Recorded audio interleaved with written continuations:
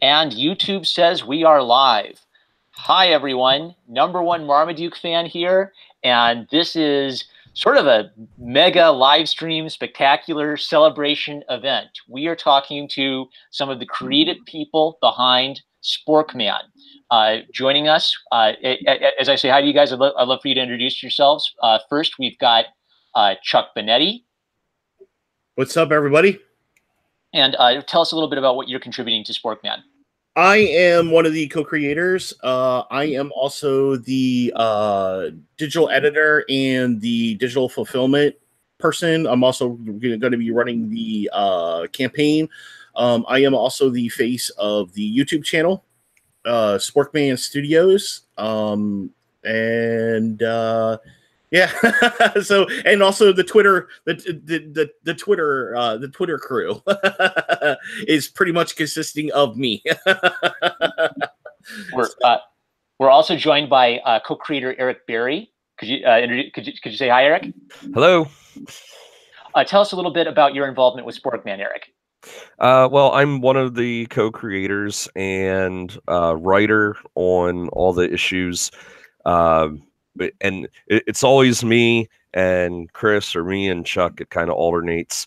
And I also handle a lot of the merchandising end of things and manage the Facebook page. I had set up a Twitter account years ago for it, and I never used it. I've just never gotten on board with Twitter. So, but it is live now. Yep. We are also joined by Rodrigo Ibanez, who some of you may recognize as the creator of Red Ninja Momiji. Rodrigo, say hi to everyone. Hi, how are you?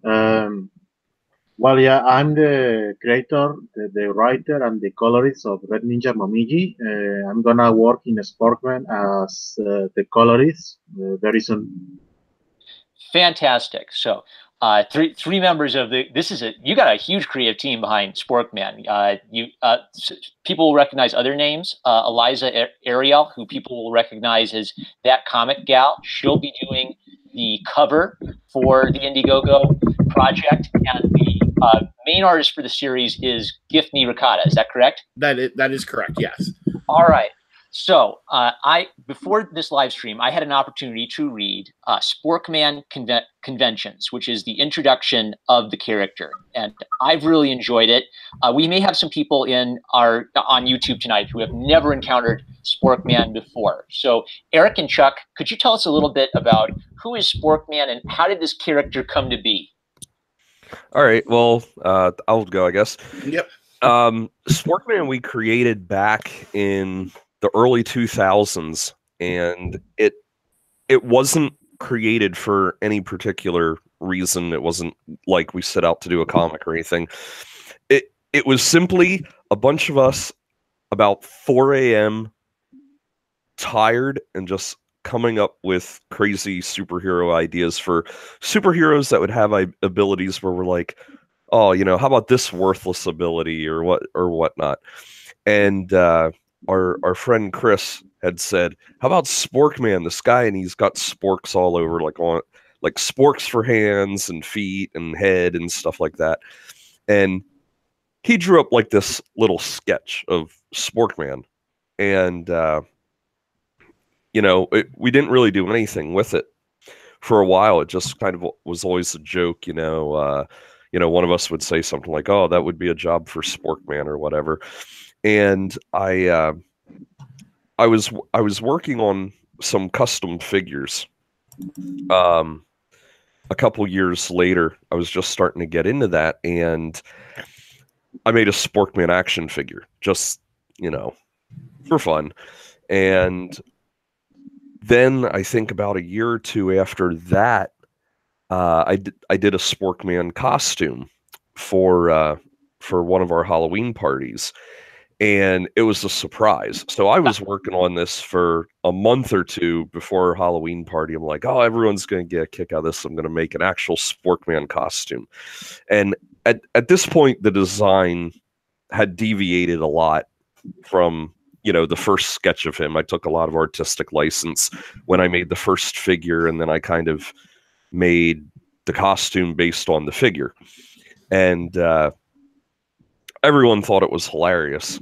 And it was about that same time that my wife and I started going to conventions for the first time. And I think it was our second convention. I said, well, I'm going to enter Sporkman in the costume contest.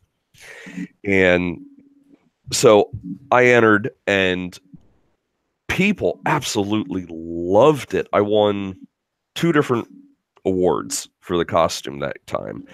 And everyone was joking with me. They're like, oh, when's the comic coming out?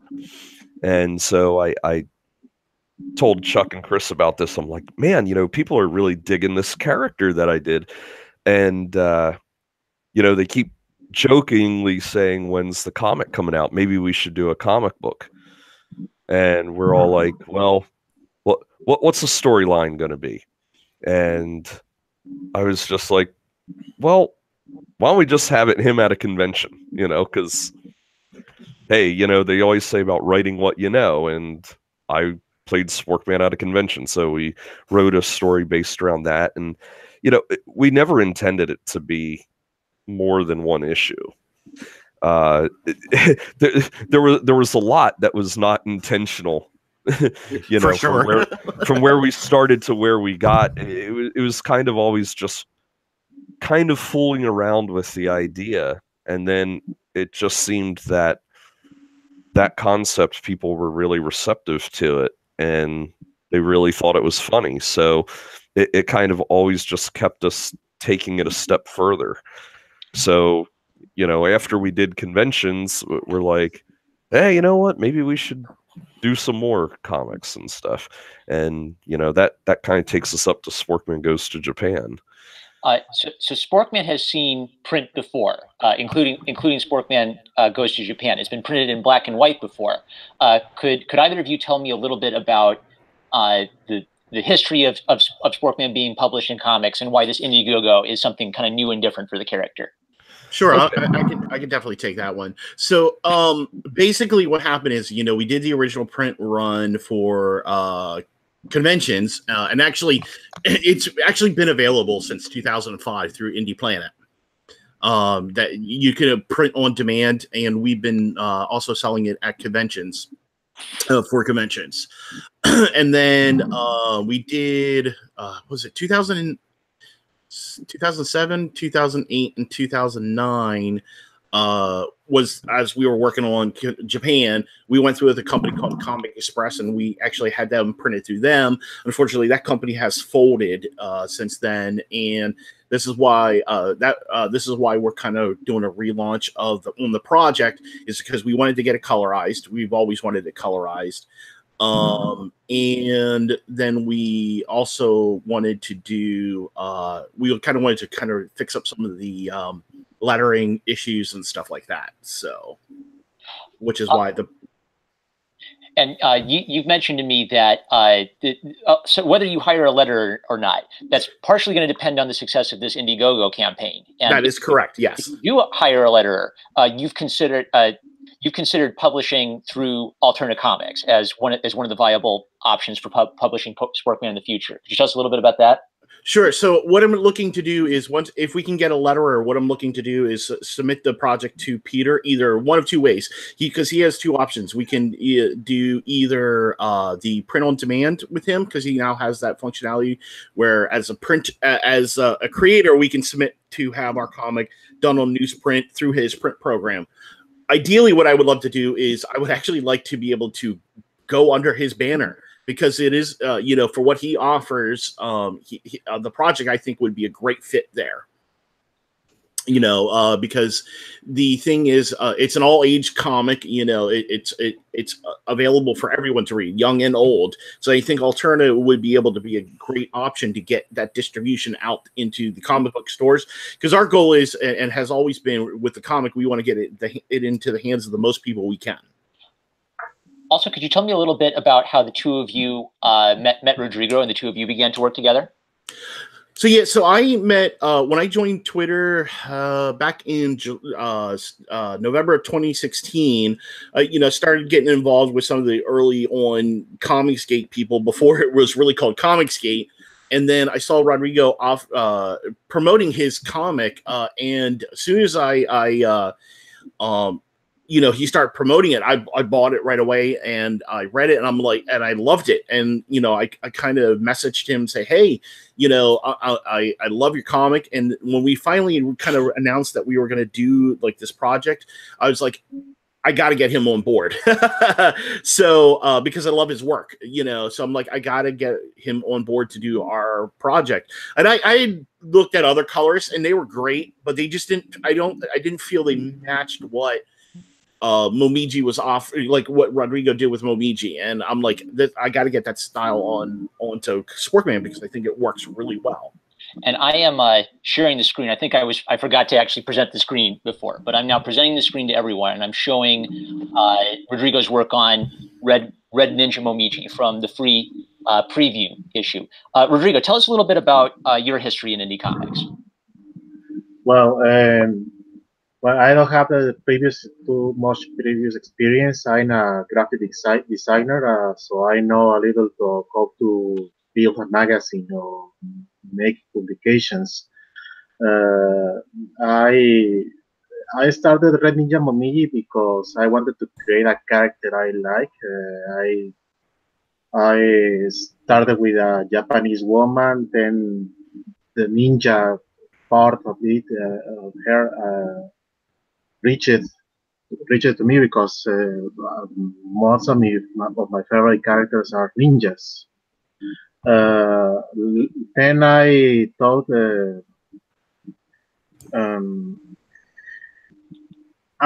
this character as a video game character, like an action character. My influences with her is like Dante from Devil May Cry, Bayonetta, and Mortal Kombat and Street Fighter characters. It's basically a mix-up of everything I like from characters and video games. And you've also had an opportunity to work as a colorist for one of your art teachers on comics in Mexico. Is that correct? Yes, that's it. I studied drawing at Oscar Alferez, Escuela de Arte Oscar Alferez. It's a school of art here in Cuernavaca, Morelos. I went there for 4 years almost, and he teaches me to color, and I helped him with his project, and he helped me with my project. The pages you are looking at, Red Ninja Momiji, he did the pencils. Another student did the inks. I think I have a photo of your teacher's work somewhere, but we can keep looking at Red Ninja Momiji. I love this art. So, yeah. Rodrigo and all you guys, what I love about Sporkman is you're all in the independent comic scene. The internet's kind of allowed you to find each other and start working together. But you've collaborated and networked with a lot of interesting people in the indie comic scene. Could any of you can jump in? Can you tell me a little bit about what the indie comic scene means to you and some of the people that you've had a chance to meet and talk with about your comic projects? One thing I could say that for everybody that I have networked with is we have got such a great community. People don't really realize. We have such great support.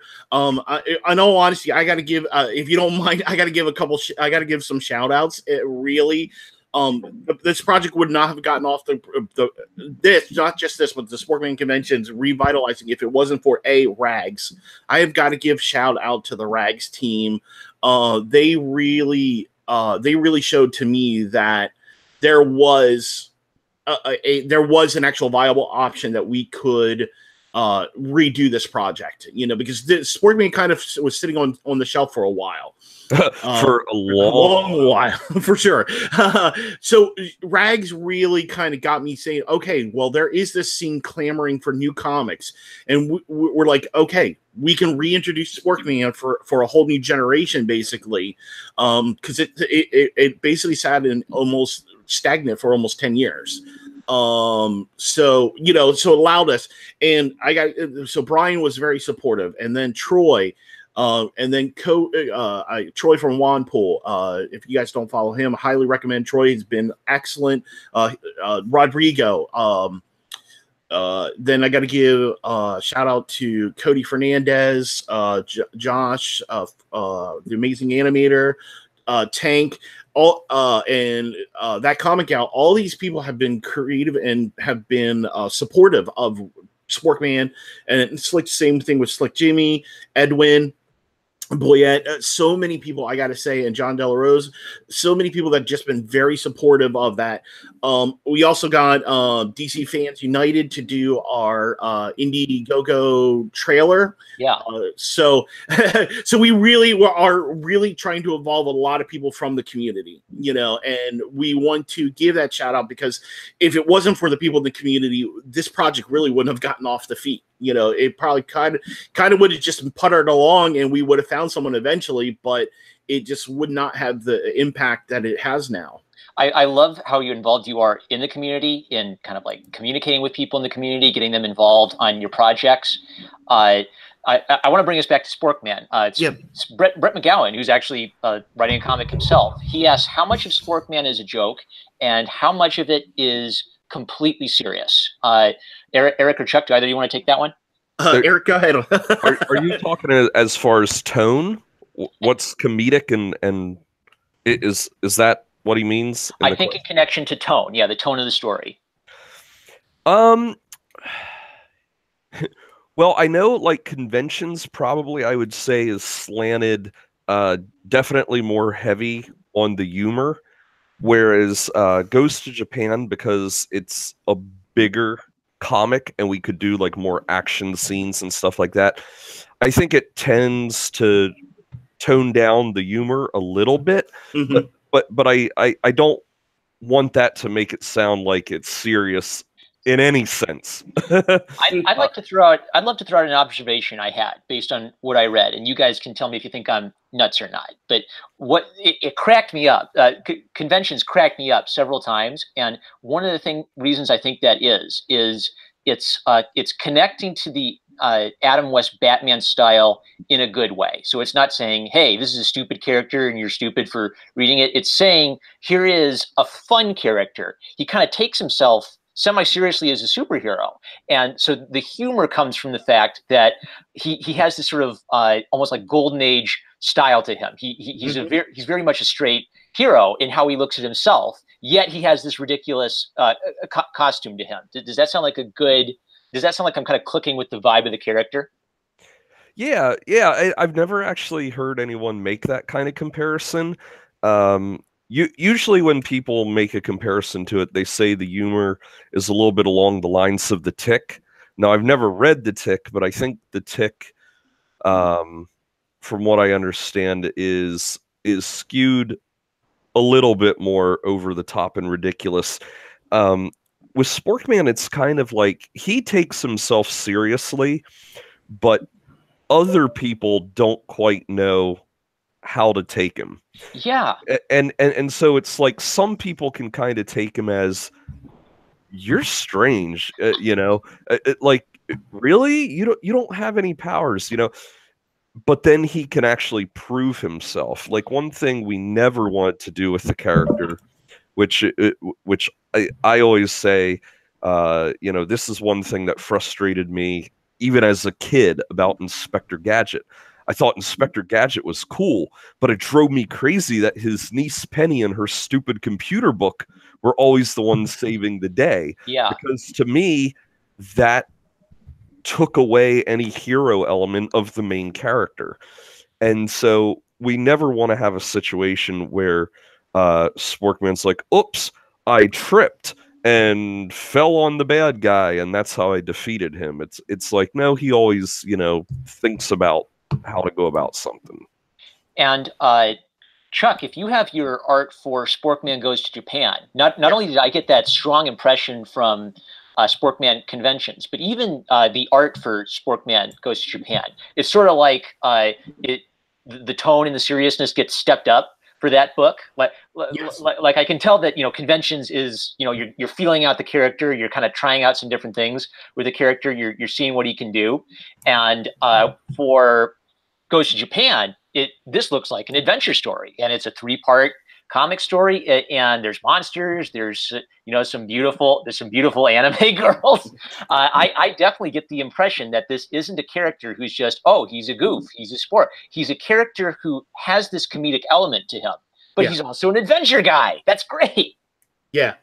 So that is the thing is, when we were starting working on Japan, it really wanted to start out as a 2-page or 2-issue. We wanted kind of to keep it in 2 issues, just because of the scope of the story. Well, and ends up the scope of the story actually grew into 3 issues, just because we didn't want to limit the story.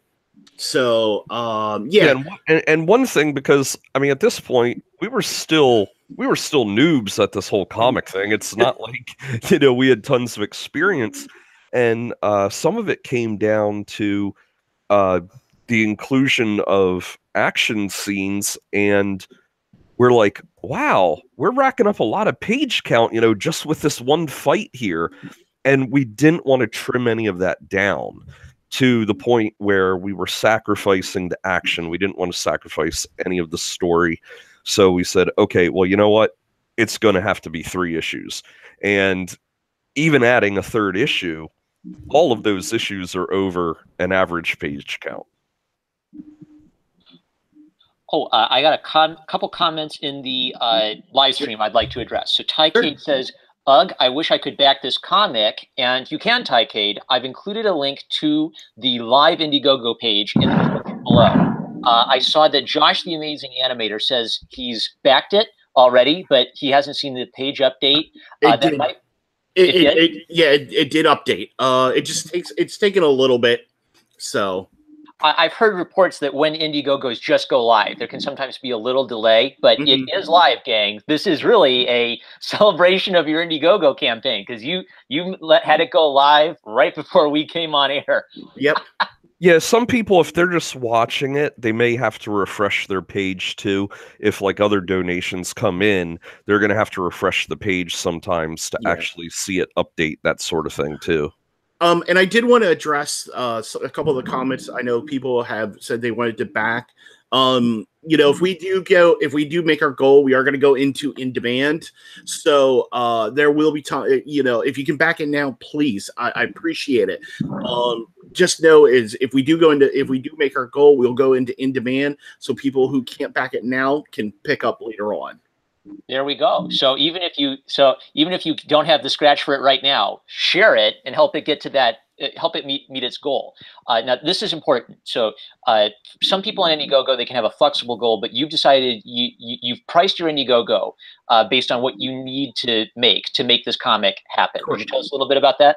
Sure. So basically, I switched. I set the goal to make sure we have Rodrigo covered, possible letterer, and the printing costs for everything. So and now one thing I know people are going to say, why is this so high? Keep in mind, we are having 91 pages colored. So unlike say like John Malin's or somebody else who are doing 48 pages, we're offering double that page count. So the price to get everything done is a lot higher, because we are offering. So, but it's actually in line with everybody else, but yeah, so we have this fixed goal. Here's the reason being, because I want to make sure people understand that our project has already been done. We want to get people out there, but we still need to have these last things done. And we want this, we want the project to be able to go through fairly quickly. You've mentioned to me that this is one reason why you've priced it, so that for $12 you get 4 comic books, which is that's a good deal. And depending on how you do on stretch goals, that's just the start. So give us a hint about what might be coming down the road for if we can do some stretch goals for this puppy. Sure. So my goal is to if we can make the initial goal, first off, the comic will get colored. Because the lettering is going to get done either which way. But if we can reach the 7,500 main goal, the comic is going to get colored. It's going to be done in a trade back. and with extra fan art and stuff, and yeah, it's going to have a fair amount of extra content in it. Yeah. And also there is going to be a small little ash can about 4-page ash can done. So that way, you know, and it will involve some people from the community, which I'll be announcing a little bit more about that here down the road. And then if we can reach the 10,000 back goal, we are going to be doing a print run for Rodrigo's Red Ninja Momiji, and that's going to be then also included within every backer from the $12 up will get it, and that will be shipped with you know, the Sporkman comics. So that way people aren't paying extra shipping and handling. It's all included within. So what's really significant about this is not only can people support Sporkman, they can support Rodrigo Ibanez's comic projects. And if you meet stretch goals, the more successful this campaign does, the more bonus content there will be, and the more bonus content that there is, the more opportunities are going to be to have a number of creators that we love and appreciate contributing to the Sporkman project. Is that right?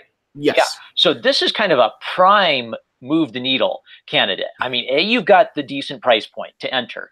B, you've got stretch goals that are going to help not just you guys, but numerous creators that people are familiar with in the indie comic scene. So it's just a win. It's a win-win. I don't have to break the bank to support it, but if I do go in, there's a lot of great rewards down the line. The better this campaign does. Yeah. And I really wanted to focus on something a little bit different. You know, the thing is, and I don't have any issues with what everybody else is doing, you know, in terms of offering art and stuff like that. And that's great. I love that people are doing that.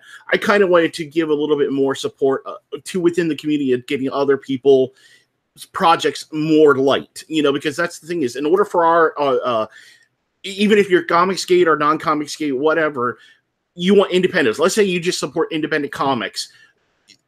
You're now getting more options to view independent comics, you know, with this. And that's my goal, is to raise people up along with us, because without everybody here, the whole thing would fall apart. So that's just my view. And I'd love to hear from Rodrigo, because there's some respects in which the Sporkman Indiegogo campaign, this is maybe the best chance for American readers to have a shot at getting Red Ninja Momiji if you meet your stretch goals. Would that be right, Rodrigo? Yeah, I think that's correct. More people will get to read my comic. I really hope this serves to reach that goal for me. Yeah, so because we're in separate countries, one of the big problems for these independent comics creators is the shipping rates. So really what Sporkman has done is you found a way to help out Rodrigo by marketing to people in the States, so that people in the States can more easily get access to a physical copy of Red Ninja Momiji without like the insane international shipping costs.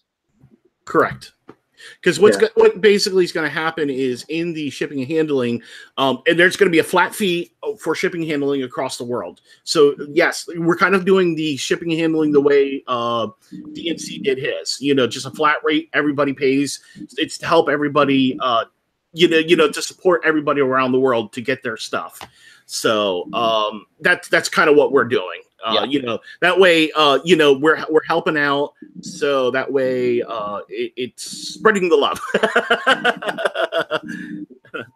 Eric, I'd love to hear a little bit more about your work with custom figures, because one of the reward tiers for Sporkman will involve a custom figure. Is that right? Yeah.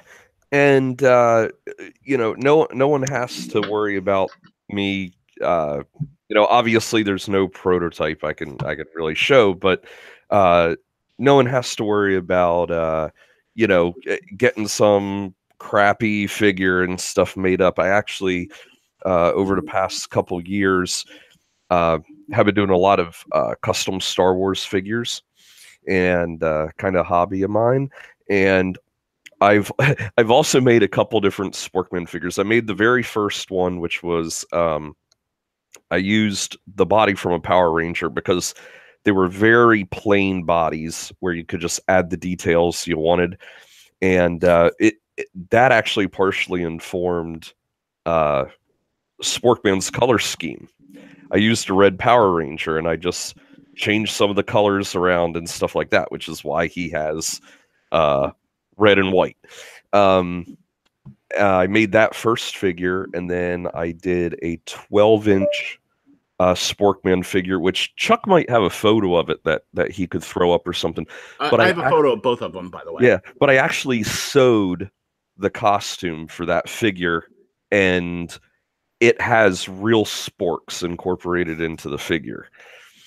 And then the third one I did is more in line with the scale people are going to get, which is your 3 3/4 inch size, the same as like Star Wars figures or the Marvel Universe or whatever.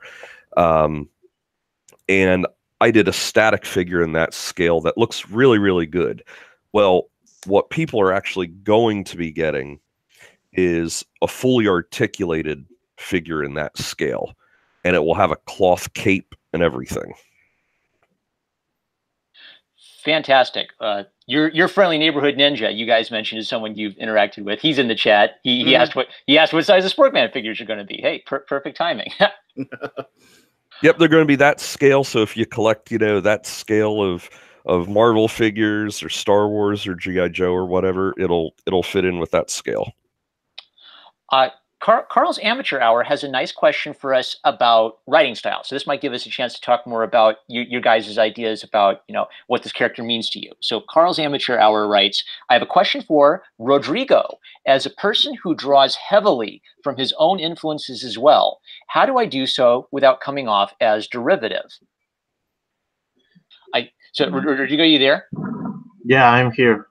Yeah. So what's interesting about that question is you mentioned a lot of your own influences for Red Ninja Momiji. So how do you work in a way where you take inspiration from things, but you avoid being derivative of something? That's actually a good question, because for me there is no real. I haven't studied for being a writer. I just read a lot of things.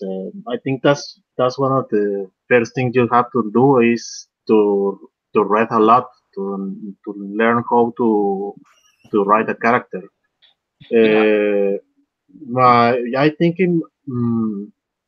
I think the best way is to try not to be too worried about what other people do. Try to not to copy directly of what you see. You want to do something in the tone of Frank Miller or something, you can do it, but you don't need to take big chunks of Sin City, for example, to make a good story.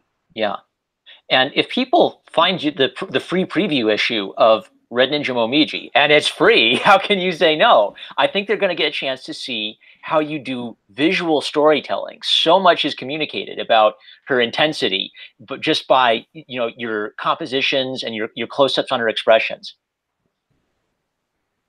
Yeah. Sorry. Oh no, go ahead. Do you want to say anything about just because I think visual storytelling is really important for comics in general, and you're trained as an artist. So could you maybe comment on how you use your art to take people on a journey in the world of your character? Yeah. Well, how do we start? Well, for me, telling the story through pictures is not that hard. I think I can see the scene and I can do a small sketch to explain what's happening. I repeat.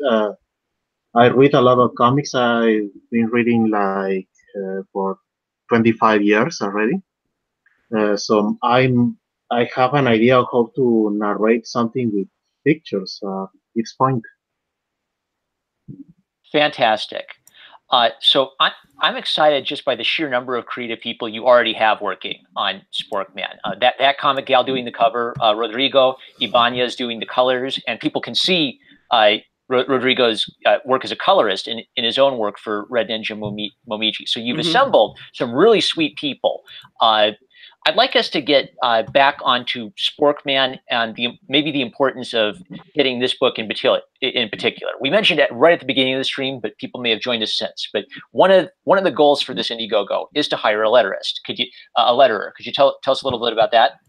Sure. So basically, one of the reasons why we wanted to we're looking for a letterer is because I've been talking with some of the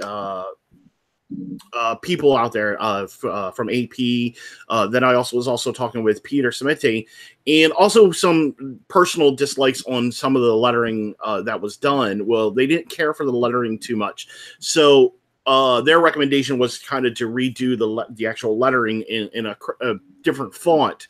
So that's one of the reasons why we felt like it was just best to kind of remaster the whole project, because we also wanted to do the coloring. So we're like, well, why don't we just clean up the lettering at the same time, so that way we can, depending on who we go with, if we can get a distribution deal, that way that we can then print. You know what I mean?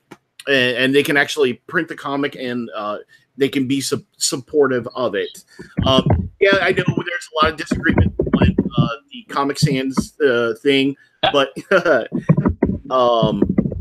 that's okay. But we're looking to support the project. We're looking to get the project into most people's hands. So if we got to fix certain things, we will, and we'll do it so we can get the most distribution and get it into people's hands. Yeah. So just to clarify, the comic is mostly done, but people who support the Indiegogo, they're helping to really make this sparkle. The more you get, the more opportunities you're going to have to make this release shine. So basically what it is the original print run, or the original comic, yes, is really done. But what we're doing is, A, we're adding the coloring. B is we're going back and we're removing the lettering that was originally used, and we're doing new lettering. So there are going to be style differences, but the artwork, in terms of the artwork, it is 100% done. There's no changing on the art or anything like that. That is done. So what that does now is that's speeding up the time that we need to work on the project and get it into people's hands. So with the art being done, now we just need to work on the coloring, which, if we raise the money, Rodrigo will handle that, of course. And then, we'll work on, meanwhile, finding a letterer. Once he's done with that, we can just throw it to the letterer to get that done, and then it's out. And, if I can just add something, Sporkman lay dormant for a very, very long time. Our one friend, our one partner, Chris, who helped create the character, co-wrote conventions with me.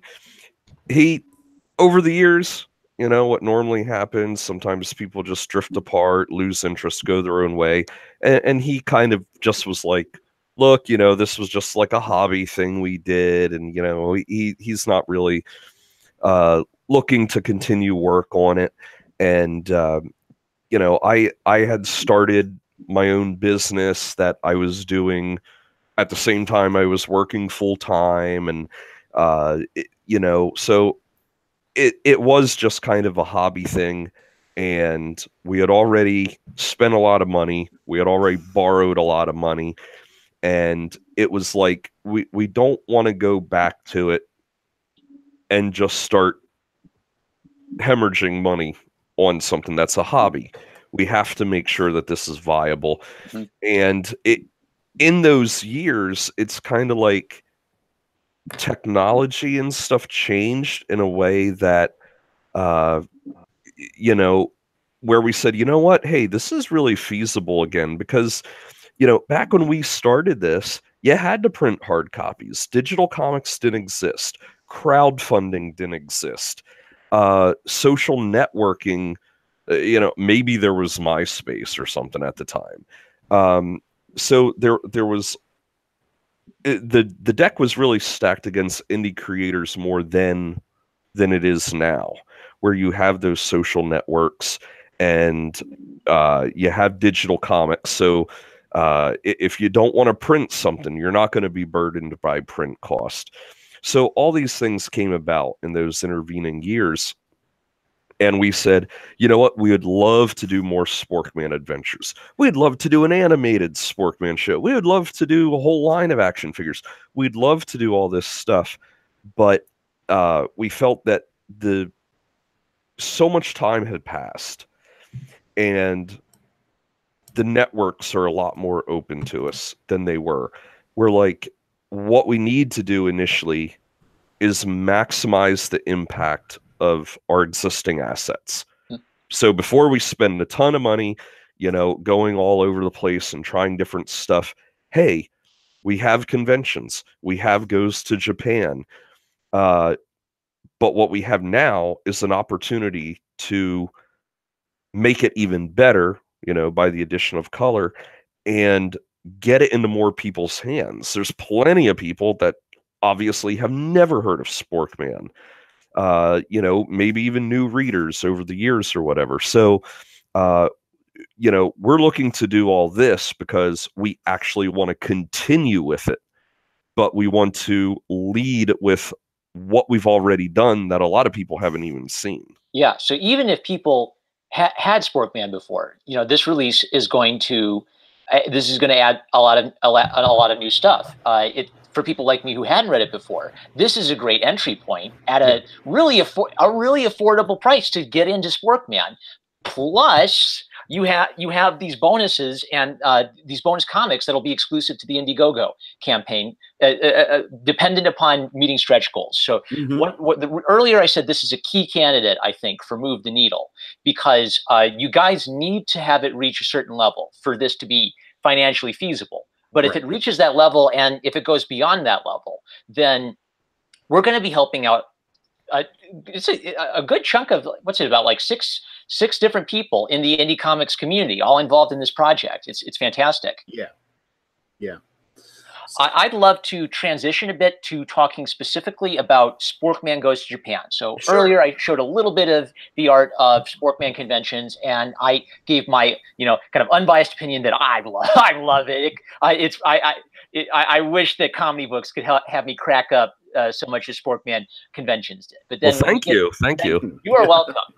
It's a great balance of humor. It's not talking down to the audience, but for Goes to Japan, we see maybe like a step up in the game a bit. So, Chuck, if you have the art for that, we could share your screen. Yep. Otherwise, I could load up the Indiegogo campaign if you don't have those. No, I have everything here. So, if you want to, let me go ahead and pop in here to. Okay.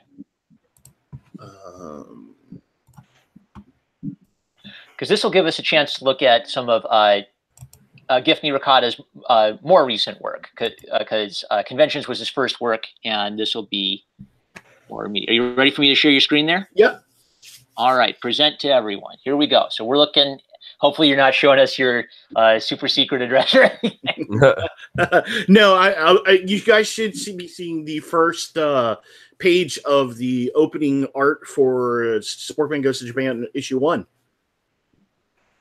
We are seeing your folder list. Yeah. Okay. Hold on. Give me a moment here. Hold on. Yeah, while Chuck's doing that, you know, let me plug Giftney's work here a little bit. We had found him just doing an online search that, hey, we were some writers, none of us could, you know, ever manage a comic book, and we were looking for an artist, and we found him, and you know, he said, well, you know, what style are you going for? And we're like, and he said, well, let me give you, I think I showed him a picture of the action figure or something.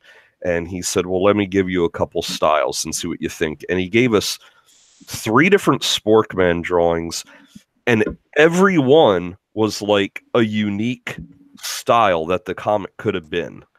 And we're like, wow, they all look good, but the one just jumped out that, yep, that's the one. That's the one we want to go with. And you know, we just really think his art fits, you know, the tone of the comic and everything. Really, really happy with it. Okay, are you guys seeing the actual folder itself? Yes, we see the folder and we see With the all contents thumbnails. inside little thumbnails inside the folder. Okay. I really hate that Google Hangout sharing. All right. Maybe what we could do is maybe I could share some of the art on the Indiegogo. Let me. Yeah, that might be the best here. Yeah, why don't you let him do that? Because then that's all stuff that we pre-picked that shouldn't give away anything. Screen share. Yeah, no spoilerific moments. All right. Now I'm the one who's got to be afraid of doxing my that I'm actually a Chihuahua in real life and not a Great Dane. All right, here we go. Sporkman goes to Japan. Full screen. I'll try to zoom in on the pictures here. All right. So I noticed that Sporkman goes to Japan. It brings in, like an anime sensibility, but it subdues it a little bit. So it's not just like, oh, let's copy paste Sailor Moon style. It sort of brings in an aspect of that while kind of retaining some of like the Western roots of the original. Yeah. So what inspired Sporkman Goes to Japan was, Eric. I kind of introduced Eric into a lot of anime. And one of the shows he really got attached to was Gundam Seed. Yeah. See, I don't know how many people have actually watched Gundam Seed. Well, in the scene, there's a scene with Gundam Seed where they show the Gundam Freedom for the first time. And I said to Eric, I said, wouldn't it be awesome if we had Sporkman with a giant robot? And we kind of did that same thing, where we had this thing. And that kind of inspired the whole thing. And then we kind of went into, well, what if we did, like, we're in Japan, like everything from actual anime and manga are actually what happened in there. So, like, he's experiencing these things for the first time, like speed lines, like kaiju attacks are just normal events that happen in Japan. I love it. Pokemon type creatures are real creatures. Ninjas are just a normal aspect, of this event. So basically, really, what it started out with is it starts out with this superhero exchange program where Sporkman is sent to Japan. Not because he was the top of their list, actually, because they had no one else for him to go to go. So he was like the last choice to be sent there. And they did exchange. Now the Japanese team came to America, and he went to Japan. So, and basically, so from there, then the story kind of just evolves where you get introduced to a couple different characters, where Natsumi works as she is our female lead character, and who ends up turning out to be a superhero in her own right.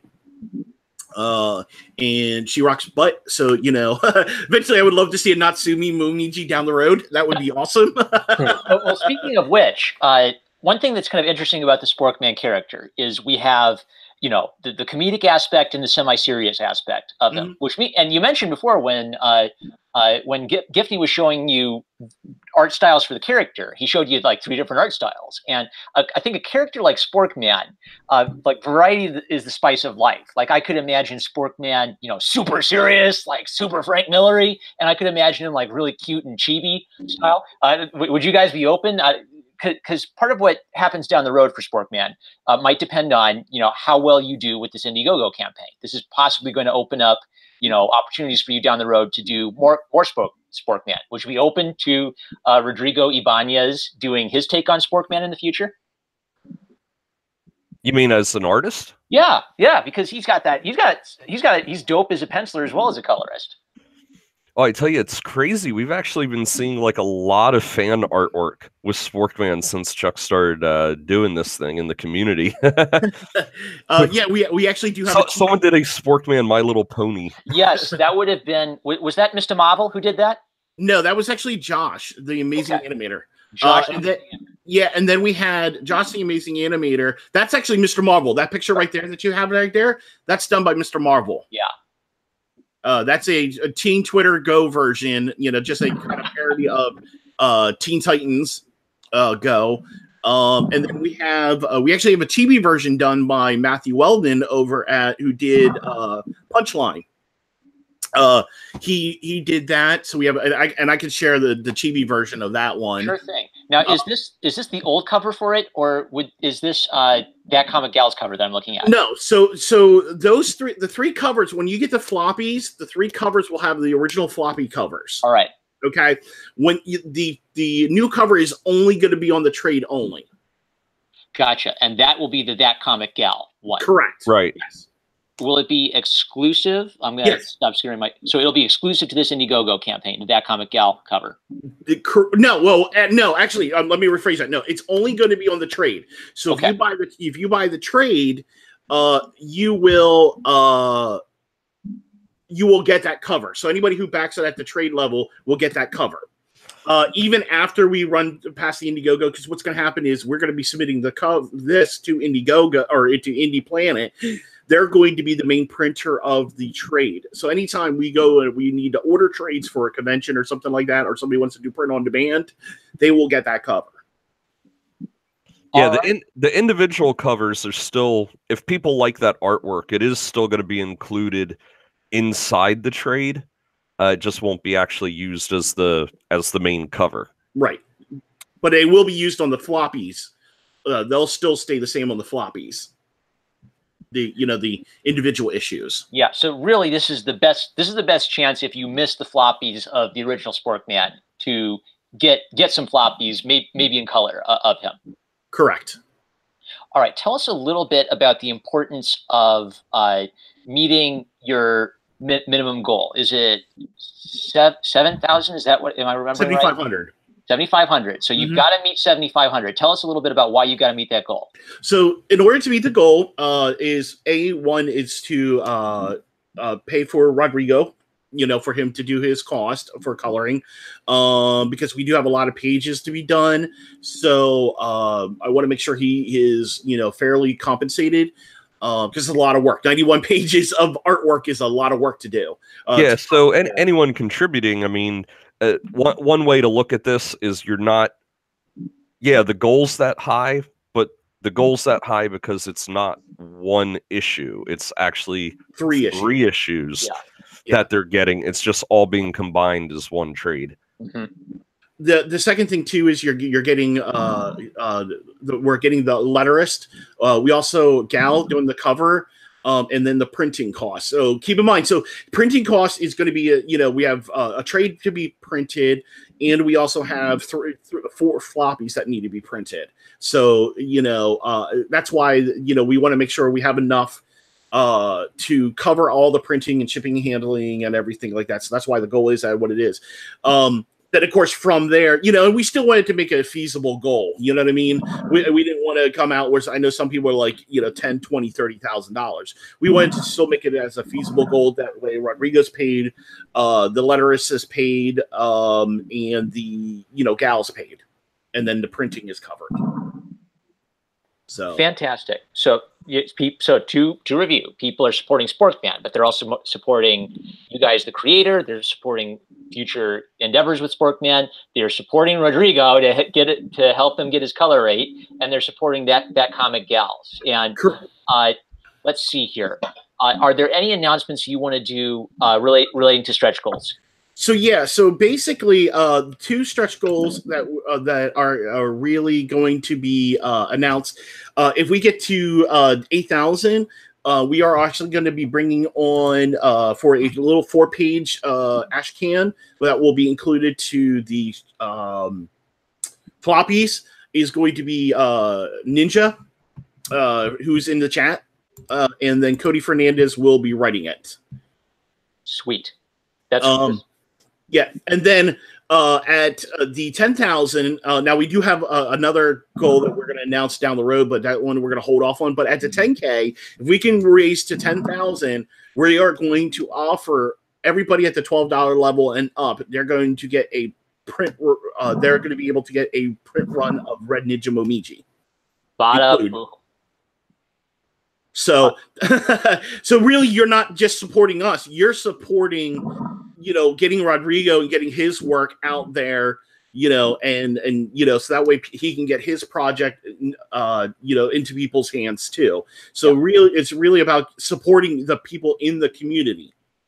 And just so you know, Rodrigo, I love Sporkman, but when I heard that you were going to be involved in this project too, and I had such appreciation for Red Ninja Momiji, that was the all right. I've got to support this myself and put my money where my mouth is. So Rodrigo's made you guys some money already.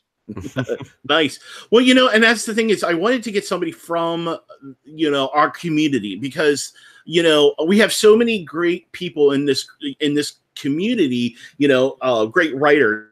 And great artists and great colors. You know, Rodrigo's art is just fantastic. You know, I showed Eric his artwork, and I know Eric, you enjoyed it. So you know, bringing him on with as a colorist, like I said earlier, felt like natural because I love his colors and stuff like that. So it just felt very natural to bring him on.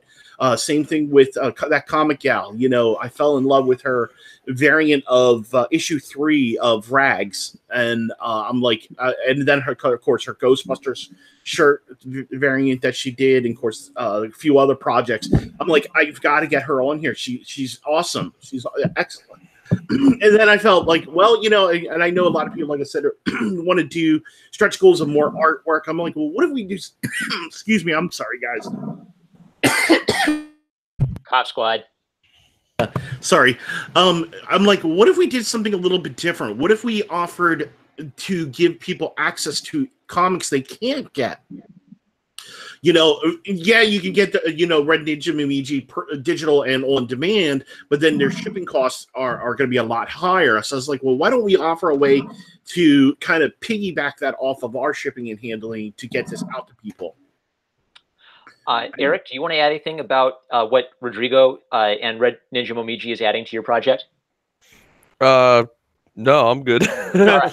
Well, Chuck's been in doing a lot more of the online stuff, so it's like I spend a lot of time catching up. I'm always like, okay, what are we doing now? It's different strengths. It's different strengths.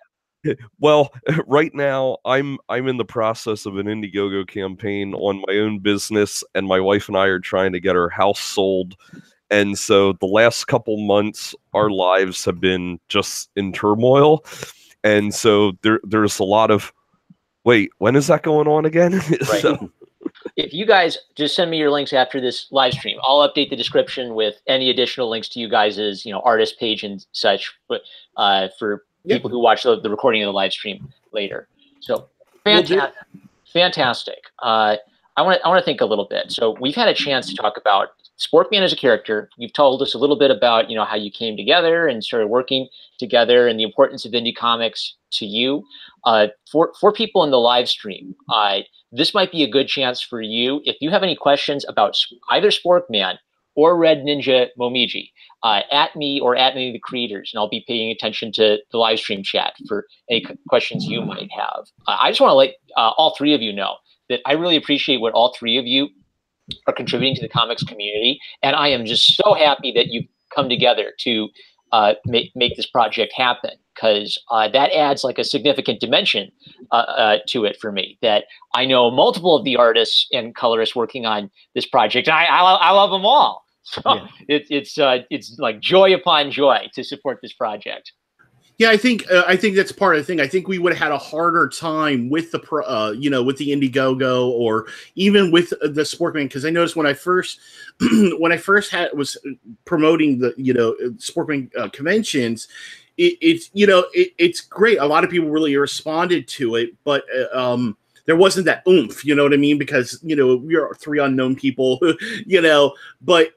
I know Rodrigo's been in here in the community as long as I have been, and probably a little bit longer. But he's and Molly Beans hit it right. He's a top talent. He's professional. And he is his work speaks for himself. So there's no reason why I wouldn't want him on board. I'm like this is he deserves it, and I'm willing to. And he's been supportive of Sporkman, so I'm willing to do that. Bring people on who are supportive, who are professional and everything. Yeah, I think the great thing about this community, which I was talking with Chuck the other day about this, because my own campaign, which is nothing to do with comics, but it's really struggling, and I think part of that is the demographic and the people I deal with, they'll eat up the product if you present it to them, but they're not too keen on helping you get there and helping you succeed. And you know, with the limited exposure that I've had to the community versus what Chuck has, I told him, I said, I'm not sweating the Sporkman campaign because so many of us in the community aren't necessarily just readers. We're creators. And as creators, we know it's hard to succeed and we want to succeed. So when we see what other creators are doing, we're like, hey, you guys are a lot like me. I want to see you succeed because I see a bit of myself in you. And I think that's why the indie comic community is very tight and very supportive, because we all see a little bit of ourselves in the other creators around us. And I think that's why we're so quick to support each other. Just wanted to let you guys know I'm now backer number 6 for Sporkman on Indiegogo. Managed to Nice. Since you went live right as we were starting, I had to find a good opportunity to get in there. Yeah, so fantastic. You know, I love talking comics with indie creators, but your passion for the media and your passion for the people you're working with, that was communicated to me, and I wanted to get right on getting on that project. Have you had a chance to update it to see how we're doing so far? Yeah, so right now we are at 230 with it's only showing up as 4 backers, so it's a little bit behind. Same here. Yeah, so Yeah, it's I'm seeing 4. Yeah, I'm only seeing 4 right now, but I do got to give a shout out to a couple people here. You know, Josh, backer number 1, Josh the Amazing Animator. He's the man. If you guys haven't, he's an excellent guy. Very supportive. Like I said, he did the pony of Sporkman in pony form, which then was then done by at Foxy. I forget her. At Foxy something. I forget her whole Twitter handle. She did like a Spork version versus monstrous cake with candy and everything on it with the main 6 from ponies. And then I got to give a shout out here to your friendly neighborhood ninja, who's been very supportive of our community. He was on our live stream last Sunday night. Yes, definitely. His son is a huge Sporkman fan, apparently. Yep. And so he, he's been very supportive, and and that's kind of the reason why we also created Sporkman. We're kind of, don't get me wrong. I think the cold, dark anti-hero serves a purpose, but we kind of lost that. Even Superman, for the most part, isn't that inspiring anymore. Because he's always been, now with the new Bendis run, he's split apart from Lois again. It's like, where is that superhero that inspires? Who wants people to be better versions of themselves, that want to save people. And I think that's what Sporkman is really bringing to the table. And what I think is good too is, like we just said, Ninja's son is a huge Sporkman fan. The thing that I love about the character is he is not so pigeonholed into like a very specific demographic. It's like kids just can absolutely eat up Sporkman and they love it, but adults will love it too. Yep. It's not so specific that it's like, oh, I'm an adult, that's kind of cartoonish. It's like, no, you can still enjoy it. There's stuff in there for you to enjoy just as much as kids.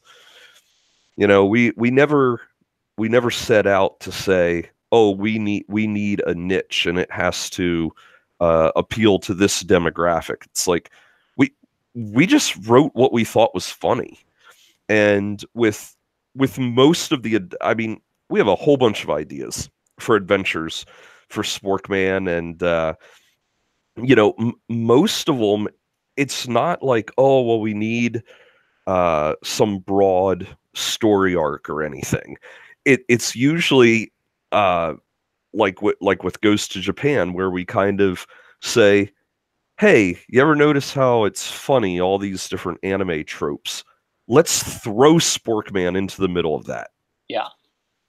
And so, I mean, yeah, you're going to see plenty of various tropes, but you know, it's kind of like, because we're doing a comedic take on it, it's never just, I've been here before, I've seen this before. It's, yeah, but it's kind of funny because it's you know, a little aware of itself.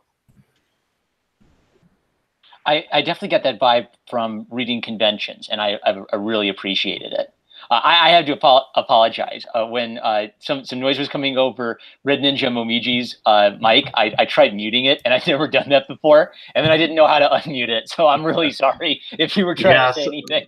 Yeah, sorry, because I think the fireworks are still going. I closed my window already, but they're still really noisy. Hey, but that's okay. You know, we're doing a celebration. We need to have fireworks. not really, man, because these fireworks are not the pretty ones, like with lights and all that. They just fly and explode, and it sounds like a gunshot. You are even nervous because here is a little dangerous sometimes. Are they closer to like the Chinese one where they have kind of like they have like the pop crack, like they pop and go pop, pop, pop, pop, pop, pop, kind of like that? No, not really. Okay. Not really.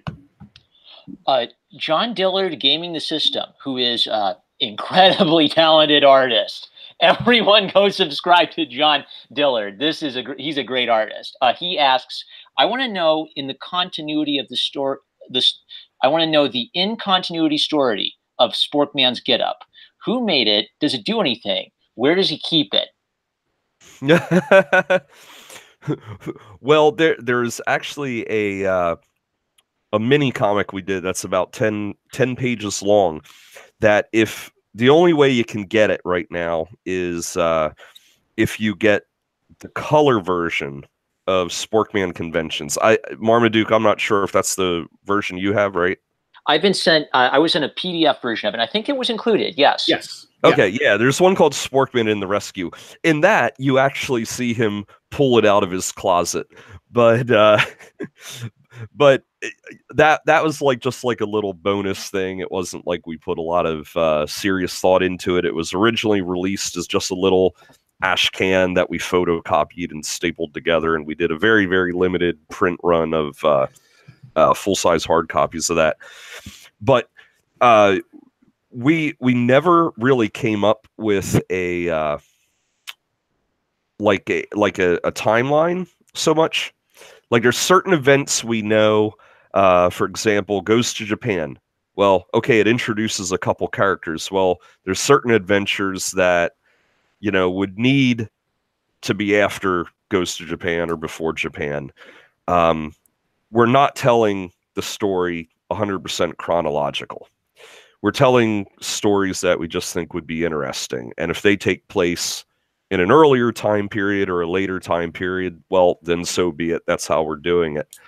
Again, like I said, there's not a lot of overarching storylines where it's going to be critical that someone read something else. There might be a reference to something that, okay, it's a little bit funnier if, you know, they read this other issue first, but we're not real tight on that. We do have an origin for him, like what he does as his day job and all that. Nice. But we don't find that all that interesting. Okay. Honestly. It's kind of like, well, you know, if there's a place for that within a story we're telling, okay. But in most cases, things are more interesting when he's Sporkman, not when he's at his day job. And one thing we've done is we decided, you know what, we're not really going to show his face ever. If he has his helmet off, you'll always see him from behind and stuff. Because to him, he's kind of always Sporkman. Yeah. He's the kind of character where the humor comes from how he presents himself. And so that you kind of have to walk a tightrope to have him be funny and not be overly silly. And those kind of things help, I think, because then he gets to sort of remain this almost sort of pure idea of a really interesting idea for a superhero. If you guys are cool with it, I'd love to share the screen again and show some of the bonus art for Sporkman. Sure. Yeah. Then maybe that can spark some things too, because we get to see a little bit of the history. So I do want to answer a couple things from the chat. So Tycade asked what an ash can is, and Ninja did kind of briefly. So an ash can really is, and it can be, anything from a single page all the way through to generally 10 pages. And it's a very short story that is kind of self-contained and not really linked in many ways. It's usually used for promo stuff. But lately, kind of indie comics use it as a way to kind of get it like a mini story out there and stuff like that with the character. When I've also even seen it where I'm thinking of one from Dark Horse. I think it was like the first issue of Tales of the Jedi back in the 90s. What they did was it was almost like a black and white preview in a way. It was kind of like they took all the artwork before it was 100% finished, and they took, like, say, the first 10 pages out of issue number 1, and it didn't have any color, and I don't even know if it necessarily was inked, but that was presented as like an ash can, and that was printed full size like a normal comic. But then there's other ones where they're printed almost like a little one, and that's kind of how we did it initially. Was we just had photocopies on a regular sheet of paper folded down the middle, and it basically made almost like a little booklet. As that's about as independent as it gets. Yeah. I'd love for you guys' commentary, if I can scroll back up to it. I'd love your guys' commentary on, like, the very first. Am I guessing right that this is the very first Sporkman drawing? Yes. Tell us a bit about that. So basically that was originally done. So the original comic came out the original idea came about in 97. When you're at 4 a.m. you're drunk as you know what. and you're just, like you said, we were coming up with these silly superheroes, so yeah, that was the original thing. Chris did this quick doodle to kind of get an idea. And then, like Eric said, he kind of changed the costume back, in 04 and stuff like that when he was doing the thing. So, and the history of Sporkman, that's Eric, you wrote this one. It kind of tells us a little bit about the genesis of the character and the development of the character's costume. So then it develops into. What's interesting is it retains the humor of the original drawing, but now this is something that, you could realistically wear this as a costume. You could realistically, play with this as an action figure. So, I mean, in some ways we can just sort of see with our own two eyes what's happening. Can you tell us a little bit, maybe from your perspective about, how the character changed a bit from drawing to drawing? Well, the drawing here, this is one of the ones that Giffney had did, and the only thing we had asked him to change from this was the shape of the eyes. Yeah. Other than that, we're like, bam, dead on. We loved it. Now, of course, when you're doing something practically as a costume, there's certain things and proportions and stuff like that you have to compensate for. So I had actually done the costume before that drawing was made. And one of the first things I had to do was the original drawing and the first action figure I did, he actually had sporks for hands. And I'm like, okay, well, I'm doing this as a costume.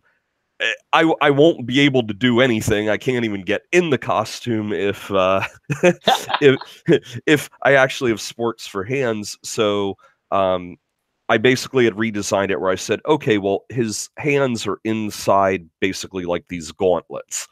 And so that was like the big change that kind of felt like it was necessary to make it a feasible costume for a character. And on the costume, I kind of shortened the handle on the sport because I'm like, well, I need to actually be able to get through doorways somehow. But when it's in comic form, you know, you can have that helmet really tall and stuff like that. And there's a bunch of times where we kind of poke fun at that design throughout the comic. Like, yeah, you would have trouble getting through doors. That's kind of a dumb design, right? But, you know, Sporkman makes it work. And here are these are two more by Jiffney, where he's showing you kind of like different possible takes on Sporkman. I'm getting maybe almost like a Beautiful Joe vibe from the one on the left, and a bit more of a sleek Saturday morning cartoon vibe from the one on the right. Yeah, these were the other two he gave us, and like I said, the earlier one, but with a different shape to the eyes. Yeah. And you know, yeah, we loved all three. We're like, man, like all your styles look awesome. Yeah. But you know, we obviously wanted to go with that other one. But yeah, really, really happy with all his stuff. And I know one of the things we felt was necessary for the costume, or for the comic, that you can't do in a costume necessarily, as we said, you know, so much emotion is shown through the eyes. And we said, okay, he's wearing a hard helmet, not a mask. But we said, you need to show the emotion through the eyes, you know? So, I noticed that. Yes. Good editorial decision.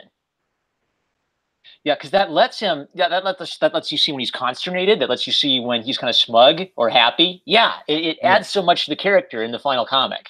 Yeah, and it's something that, you know, if we ever did a Sporkman movie or something like that, hey, you can't really do that. I mean, yeah, you could kind of animate it in CGI or something, but it depends how much you want to you know, rein in the craziness, or you know, how realistic you want to get or something like that. But you know, for a comic, we're like, yeah, you got to see that, because the you know, everything is told through static photos, right. So all the emotions you have to do. It's really like Spider-Man's eyes. You know, it took Hollywood, you know, 30 years and $1 million special effects budget to get his eyes to move. But the point of his eyes moving was it let the artist convey to you what Peter Parker was feeling, even while wearing the mask. And Sporkman's got that sweet vibe too. I think it's almost a common thing for all the masked superheroes that it is almost a trope that has to be done, where they have to be, unlike Superman and Batman, you know, because Batman has the half mask and stuff like that. But when you're dealing with a mask, everything has to be told through the eyes, because the eyes are the medium for the character or the person who's reading it to relate to the character. So yeah, and I mean, Sporkman doesn't even have a mask that would be tight up against his skin or anything. It's literally a helmet. So it's like, yeah, what do you do? So I kind of need to know, because I read conventions, how much of this came from the same sort of let's make up some superheroes things you guys are doing, and how much of this came from people you met at conventions? I'm wondering. Okay, well, some of these, like the Sharkster, Tentacle Girl, and Awesome Man, if you know, you obviously read conventions, they all served a purpose where Sporkman was pointing out these supposed flaws in these characters, and it's kind of like you realize all these flaws you're pointing out are the same things could be said about him. So, you know, that's why we created those characters. Was we said, okay, well, this is kind of ridiculous about Sporkman, so we need another character for him to almost be pointing out hypocrisy with what he's saying. And you know, in that scene, you know, Sporkman could come off as kind of arrogant and smug, but I don't think he sees it that way. It's like he's more or less just kind of being inappropriate without realizing it. Now, overconfident, no? Yeah. Now the character Captain Pong, that was based on a guy that did that as a costume, who was in the same costume contest I was when I was there as Sporkman. and I actually have a photograph of me and him together, and I asked him. I said, "Hey, you know, we're going to be doing this. Comic book.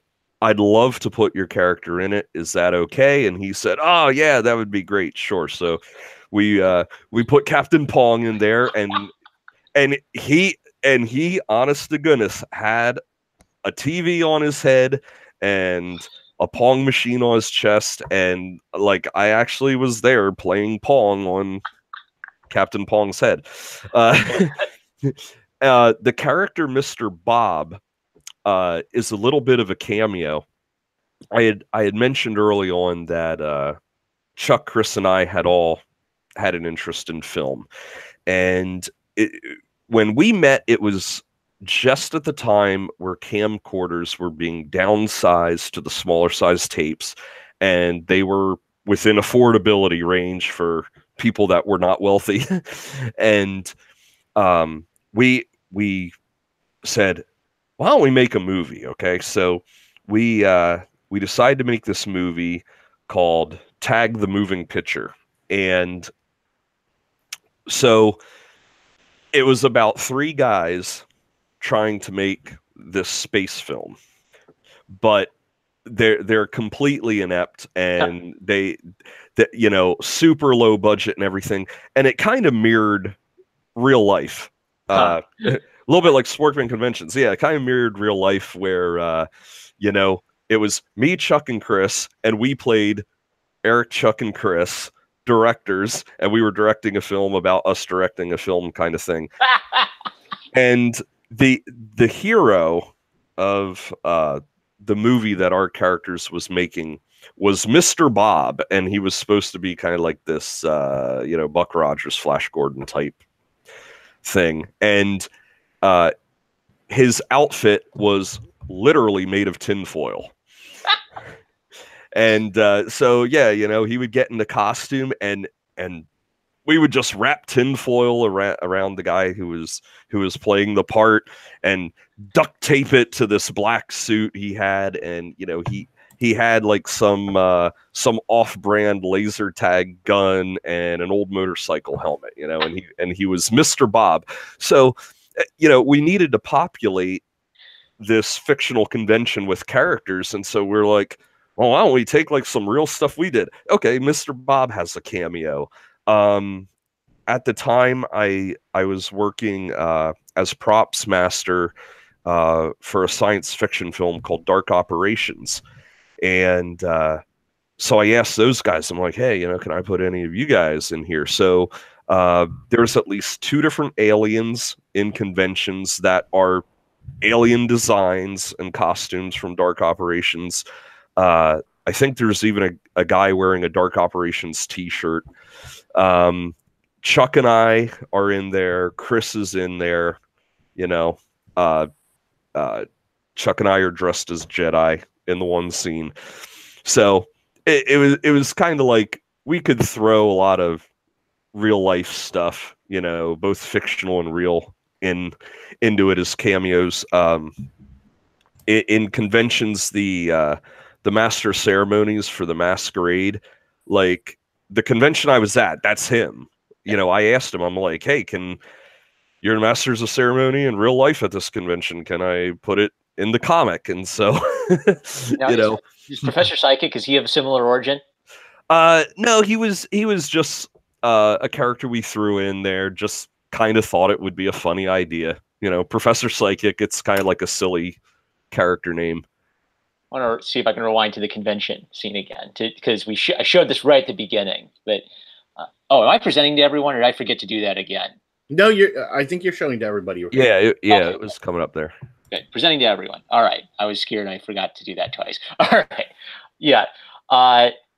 So I really love the idea of the part of the genesis of this character was appearing at a convention in costume as Sporkman, and then you take inspiration from that for the first little adventure that he goes on, and then you build from there. So I like this sort of initial. We've got this idea.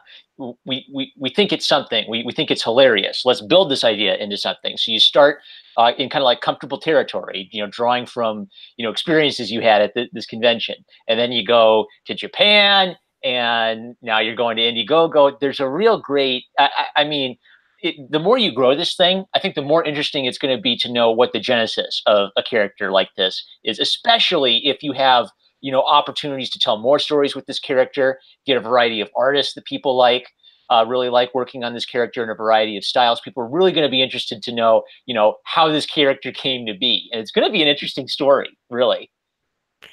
Yeah, we where we really started fleshing out a bit of an origin story. And I know, like, if we ever did it in comic form, it would need toned down because it was considerably darker. But we had started writing out an outline for a Sporkman live action movie. As I mentioned before, excuse me, the Dark Operations film I was working on at the time, I had a discussion with their director, and he was like, "Yeah, I'd love to do a Sporkman movie. That would be pretty cool." And so, I started brainstorming ideas for, well, what would we do for a movie? Well, okay, let's tell an origin or whatever. But the villain from that, I would love to do that in one of the Sporkman issues, even if we didn't tie it into an origin. I think we have a really, really cool villain. But yeah, I fooled around with different origin ideas, and I think the trick would be the tone. I think a lot of it would have to be changed, because that's something we've always been very, very particular about. Anytime we've worked on it, is we said, we got to keep the tone at a certain point. We can go serious, but we don't want to go too serious. We can go silly, but we don't want to be way out there silly. If I could just add to that, this panel I'm showing, this is where I really started busting a gut as I was reading conventions. Do you guys want to read it? Because I think this really illustrates nicely what you're talking about balance of tone for the character. I could read. So go ahead. Just all right. Well, it's going to keep like jumping away, I think. Otherwise, all right. So I guess I'm auditioning for the role of Sporkman here. If you ever do a motion comics, okay. So Sporkman says to I forget the character's name. Victoria. So he says to Victoria, "So, have you been to many conventions?" And she says, "This is my second. I really enjoy meeting the fans. Tonight I'm a guest judge for the costume contest. You should enter." I need a costume for that. It's perfect. It's perfect. He takes himself. I can't. Everyone at the convention's in a costume, but Sporkman isn't. Yeah, that's just who he is. Right? Yeah. So the reason that works is that he isn't breaking character. Yeah, I did improv in college, and they say, like, no is never the answer. Never point out the 800-pound gorilla in the room. Yeah. The fact that he takes himself seriously adds just this beautiful dimension where he's just not a stupid goof. He's not just a stupid goofball. You can almost read him as a legit superhero until you kind of pause and think about what he's got on his head. Oh, boy. So thank you so much. This panel gave me more laughter than a year's worth of SJW Marvel Comics could ever have done. Thank you for that. All right. So we've been going for an hour and a half. So really, at this point, I just want to let all three of you get a chance to just let people know how what's it been like working together on this project. What hopes do you have for the future of working on this project and other comic properties down the road? Just anyone hop in who'd like to share something. So really, my goal with the project is to get it into as many hands as possible. I think we have a great character. And I've said this in a tweet earlier. It's like, why are you, if you don't like to write superheroes, or a comic, why are you, and you're rude to your customers, you don't want them to support your stuff, why are you doing it in the first place? You know, we stand behind our character because we love our character. You know, that's first and foremost. If you have no love for the project you're working on, it's going to come through, in my opinion.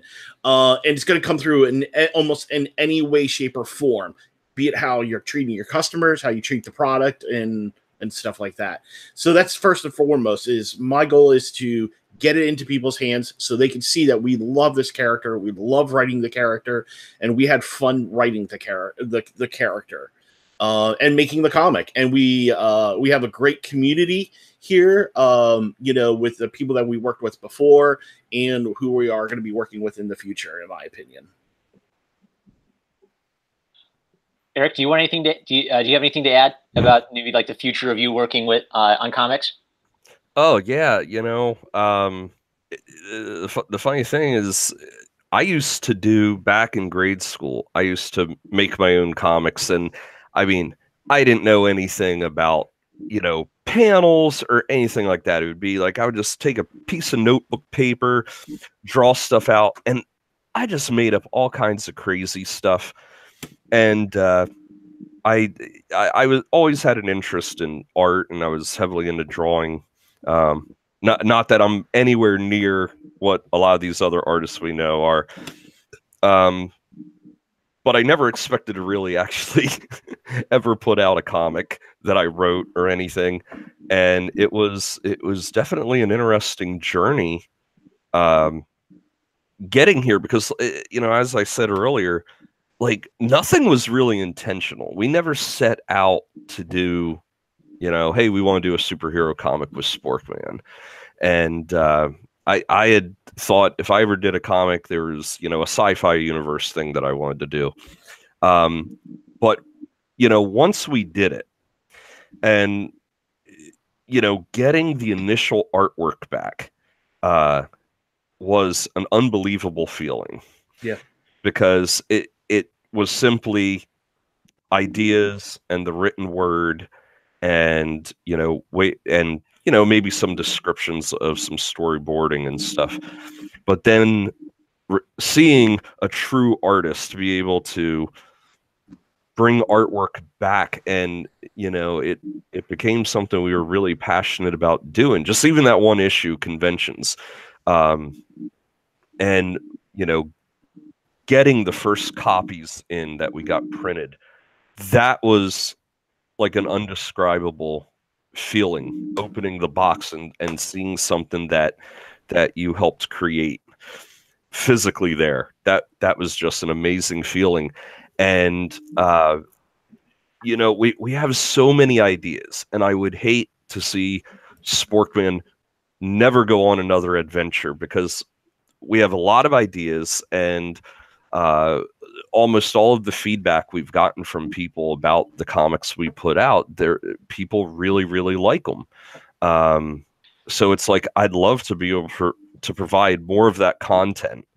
And, you know, us going with a comedic angle is, you know, they always say comedy is very tricky. You know, it's subjective, what people find funny. So to put something out that even a majority of people are going to appreciate is really walking a fine line. And the fact that I feel we successfully did so for 4 issues, you know, it gives me a lot of hope that Sporkman could go on many other adventures, and you know, people would be able to get enjoyment out of that.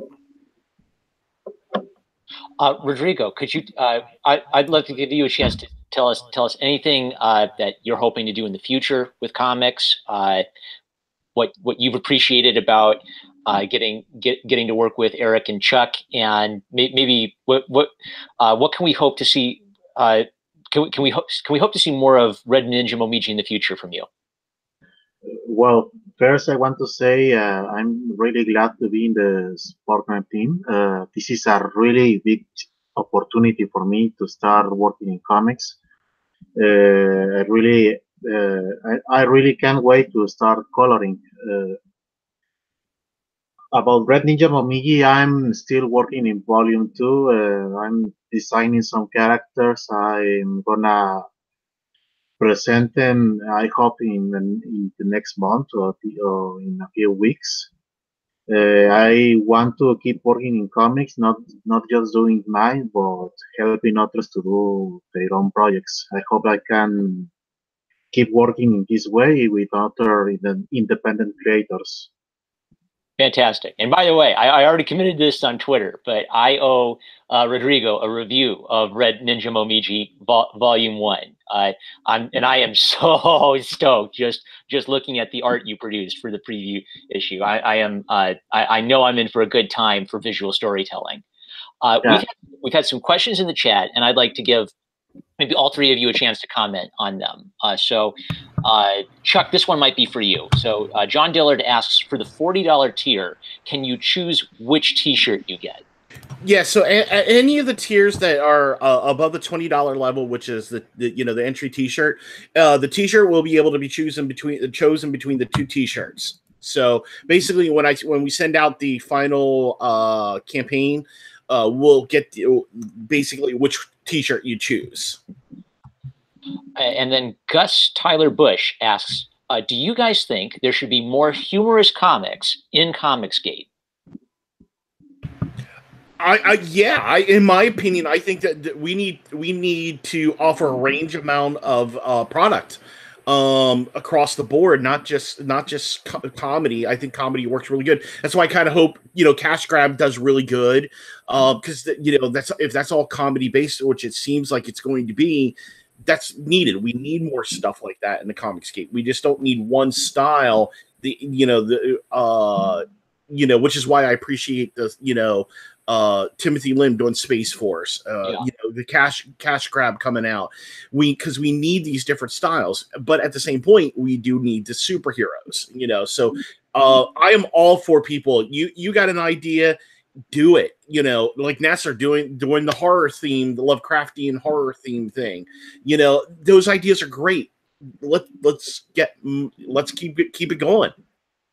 That's just my opinion. Anyone else want to get on that one?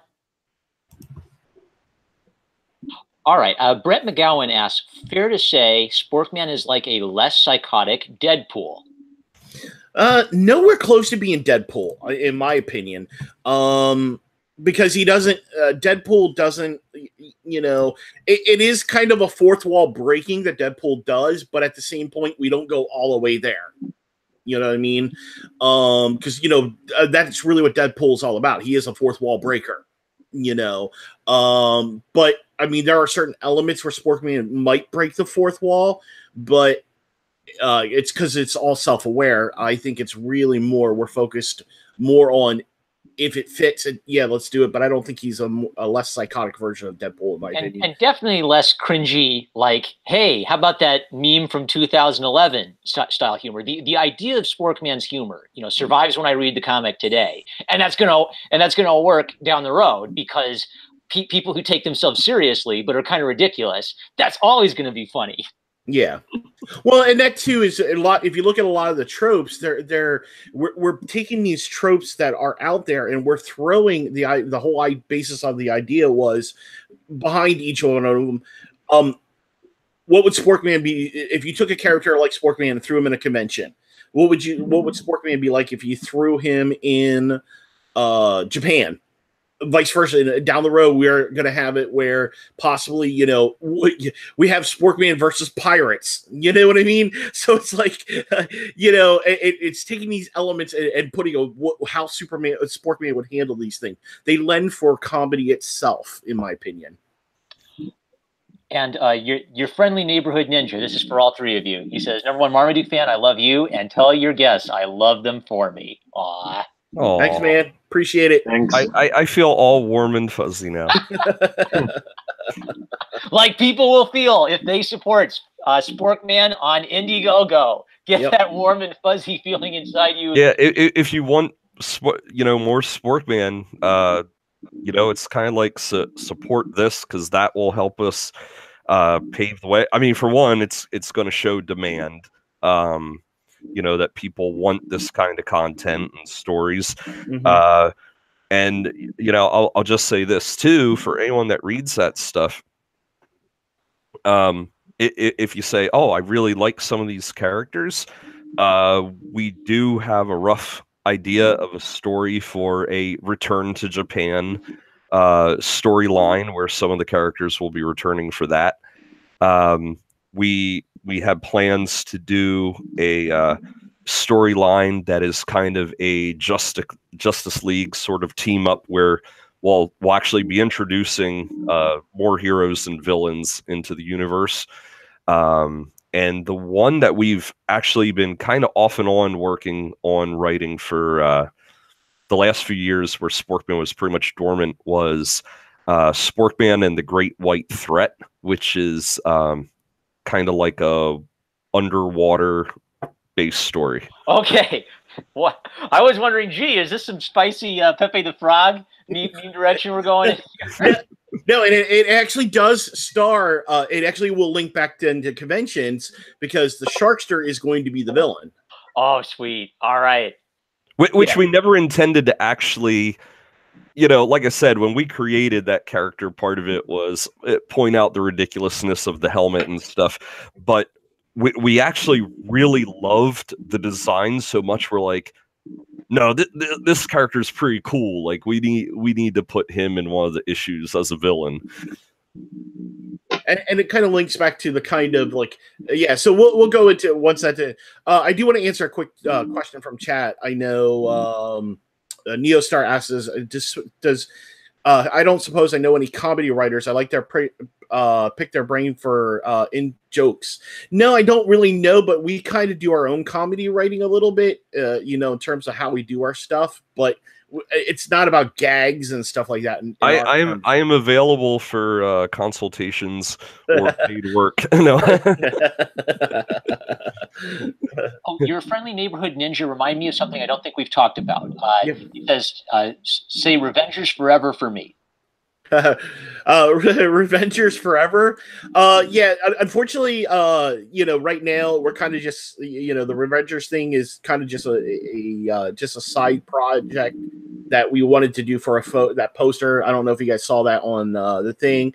That was a thing that Brian thing, and it's kind of just like all the indie characters like Momiji, you know, Sporkman, Cowboy Jack Steele. So it's all the indie creators done on the thing together. If you see that, and that's really that's one of the great things is, you know, we all have this project that we're working on, and we need to really be we want to support people, and that's the thing is, you know, we want people to support our project. We see the people supporting Wanpool, and we see people doing that, but we want people to support even more, you know, and this is what we want to offer. So, yeah, and Carl, Sporkman is kind of more situational humor. I would agree with that. Eric? Without the laugh track. Without the laugh track, correctly. Brett says, Sporkman, say, anyone who doesn't back us is a chump. Did you want me to, well, Brett, did you want me to do that in the Sporkman voice I just made up? Or did you want all of us to read it? Yeah, I don't like doing that. I don't like saying things like that, so I'm sorry. I'm going to bow out of that one. All right. Do any of you guys, all right, so this is a question I need to know. Eric, Chuck, or Chris, did any of you ever do like the Sporkman voice? Is there a canon Sporkman voice yet? No. No. Sporkman's voice is whatever you want it to be, readers. Really? Yeah, it is. You know, kind of like the gag of you never see you'll never really see his face. So anybody can be, the whole point is anybody can be Sporkman. Yeah. Yeah, I think when I was in the costume, my voice was probably muffled. For the most part, yeah. Muffled with a little bit of an echo. So it'd be like, anyone who doesn't back Sportsman is a chump. Indiegogo.com. Link in the description below. Fantastic. Well, we've been going for almost 2 hours, so I'd like to give all three of you a chance to, you know, let people know where they can find you, where they can find, you know, like getspork.com. So maybe starting with Chuck and then Eric and then Rodrigo, let us know where we can go to find more stuff like this. So yeah, so you can first, you know, the Indiegogo is live right now on the Indiegogo. I do believe it's Indiegogo/Spork Japan. You can find that. We'll have the link there, I guess, in the description, right, Marma? Yes, that is okay. correct, and it's the updated link to the live campaign, not just the preview. Cool. Also, I am on Twitter at Sporkman Studios, and I am also on YouTube at Sporkman Studios also. And you can always contact us either through our YouTube or through Twitter. And our website is www.getsport.com.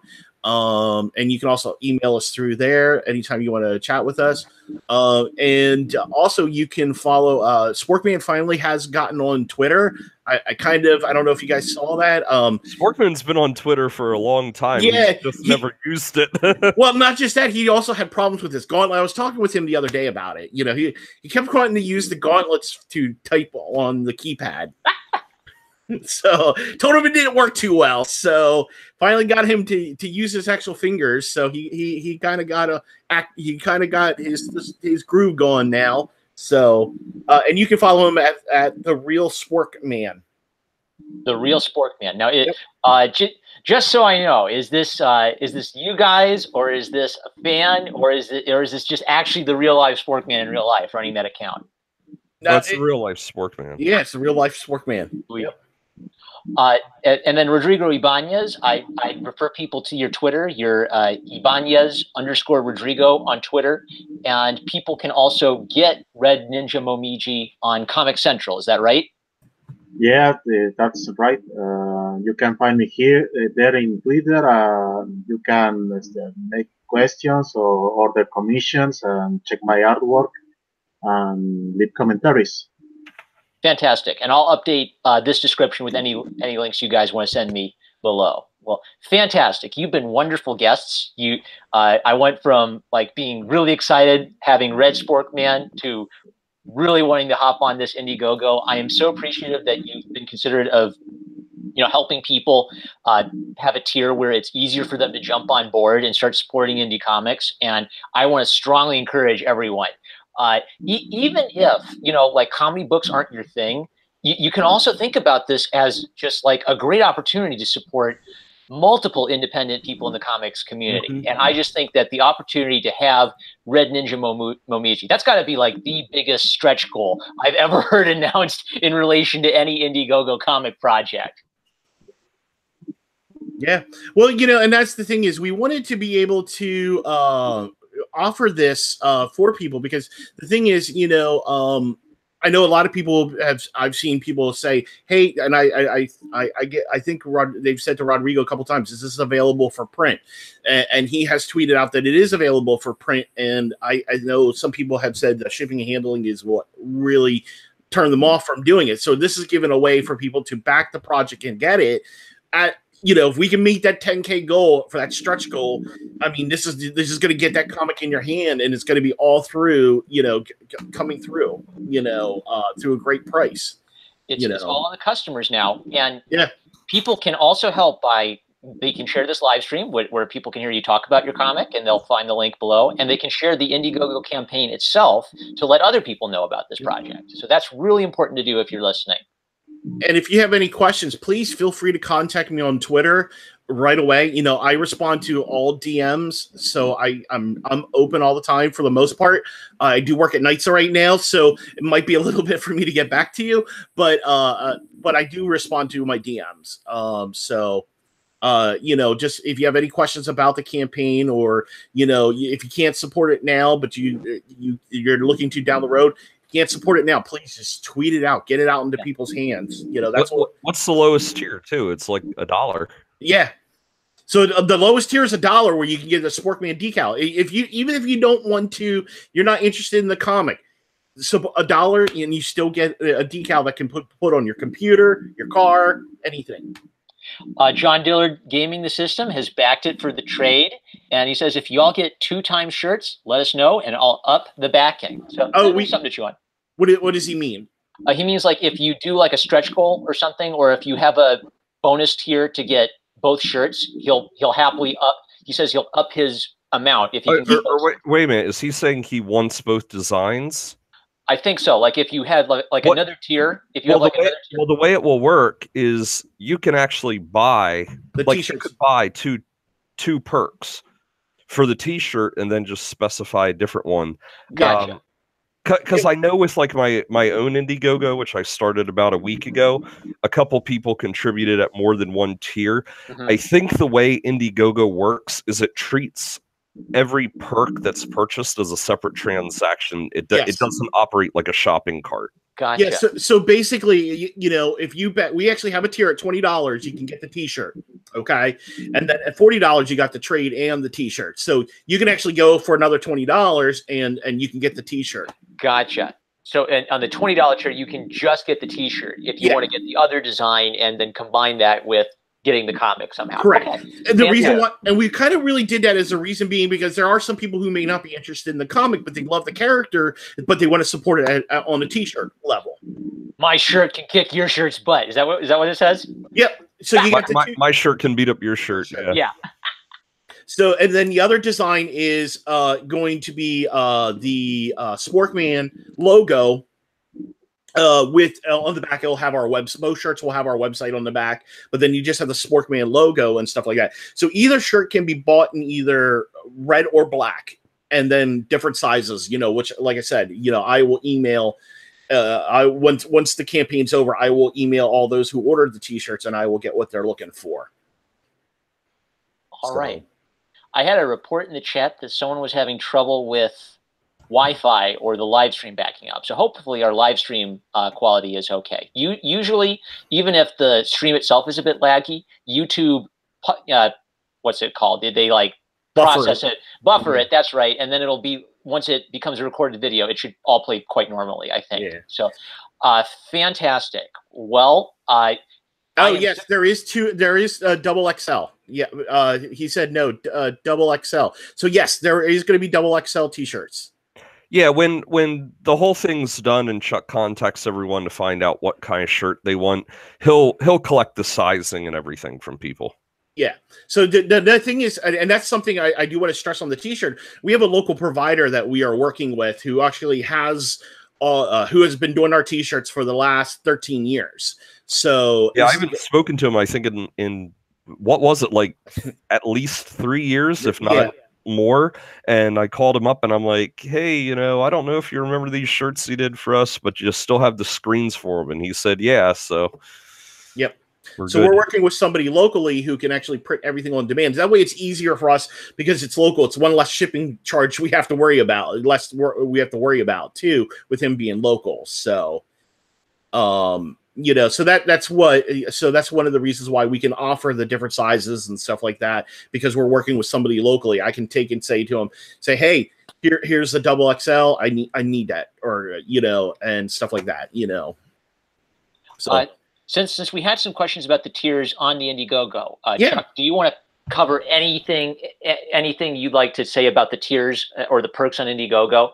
So the one thing is, so I do want to, you know, stress that, you know, we do have at the $12 level, this is your chance to get, you know, one of the biggest complaints that a lot of people said to me is, you know, that the indie comics are way too expensive. We're addressing that. $12 for comics. You can't beat that. You know, and this is 4 comics, not one comic. This is 4 comics at $12. It's just like we said, basically $3 an issue. This is 2 full stories, and you know, this is cheaper than you know, going to Marvel, going to your LCS and, you know, buying a Marvel comic. Buy 4 Marvel comics and you're going to be spending about almost 4 times 16. Yeah. So we're already $4 cheaper, and you're getting 4 comics. Yep. You are competing with Marvel and DC on an indie comic in your price tier for an Indiegogo comic. Guys, I can't stress enough that this is a great deal for an Indiegogo campaign, and this is a campaign I think is especially deserving of support from the community. Wonderful. So and then the other project I do want to kind of bring up is at the 125 level. It is a limited run of 10 figures. So if you want, now we may possibly open up later, but as of right now, we're only doing a limited 10 figure run. So yeah, and that's like a ridiculously good price, quite honestly, for $125, because if anyone has looked into purchasing custom-made action figures, or just even customized action figures that someone painted up, it's not cheap. Yeah. Someone can easily charge $40 for that, and they're getting something that's not just a statue; it's an articulated figure. Plus, then you're getting the comics, you're getting you're getting a T-shirt. I mean, you're getting everything at that price level. So that, like I said, that's another steal. So you're getting the figure, you're getting getting a print copy of the trade paperback T-shirt, and everything. That's true for the $50 tier as well. They get the trade paperback and they get the floppy comics. Is that right? Yes. All right. So that's a good option if you want to be like a bit of a collector and get if you like the floppy edition, but you also want some of the special. If we unlock the stretch goal for Rodrigo, will that be included in the trade paperback, or is it its own separate floppy? It is going to be its own separate floppy. All right. All we are doing is basically we are just acting as we are, we're raising the money for the printing cost. We're going to print it. Rodrigo still owns 100% ownership of it. All we are doing is acting as the gateway to get the copy printed. Yeah, basically like a distributor. Yeah. Thanks for that. Yeah, so basically he still owns everything. All we're doing is we're just offering an option if we can meet that goal that people can get this in their hands, and that because they're donating, people are coming together to support independent comics. I dig it. You're supporting creators' rights. I love it. Yep. It's based on the community of that. The internet community that allowed you to find each other and start making this magic happen. I'd say last call in the chat for important questions you'd like to ask for the creative team. And let's see, I've given you guys a chance to talk about, like your websites where you're sharing things. What's the slogan down to a sentence? Nike, just do it. What's the slogan for the Sporkman Indiegogo campaign? Get sporked. Get sporked. And I do want to answer a question from Neo. He says, if Sporkman is part of the superhero exchange program, what Japanese superheroes are sent to America? You actually find that out in the comic. Yep. And John Dillard has reported he's having trouble going. He's found small, medium, and large on the T-shirt. So maybe don't worry about that. Yeah. Yeah, don't worry about the sizes. Unfortunately the way the campaign worked, it was just really weird. I'm going to email everybody afterwards and get what their sizes are. Unfortunately, the way it works is it's just being very weird and setting everything up. And you've got open DMs on Twitter, so people can get in touch with you that way too if they have any questions about tiers. Yep. So so basically, like I said, is I have as you donate, I will have everybody, and I will email everybody for the T-shirts directly and get your sizes. So actually, and I will, I will post an update for that.